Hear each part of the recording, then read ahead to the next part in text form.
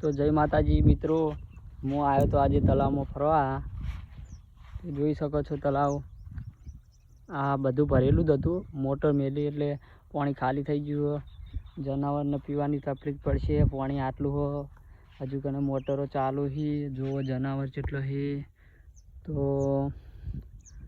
જો તમારે જોડે આવું તલાવ હોય તો આવી પાણી ખાલી કરવું નહીં, કે જનાવર જેટલા પીવા તરસે. ઉનાળો હવે આવે છે તો જનાવર જેટલો પીવા તરસે હશે.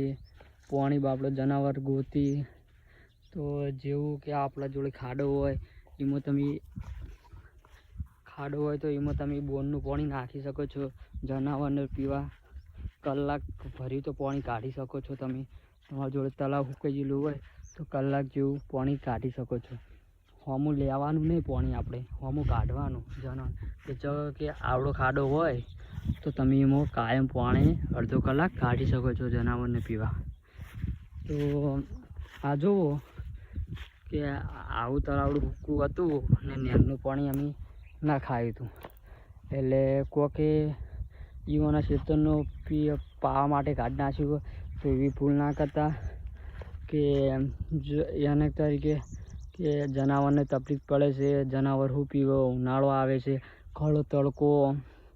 તો એવું ધ્યાન રાખવું કે આપણા ફાયદા માટે એટલું બધું પાપ ના કરવું. આપણા ખેતર માટે તમે કેટલું પાપ કરતા હોય છો.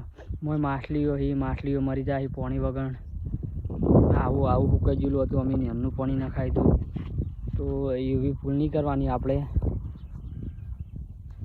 આપણે જનાવરનું વિચારવાનું.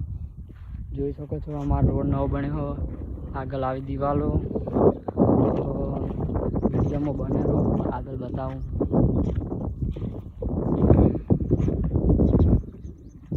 તો જય માતાજી.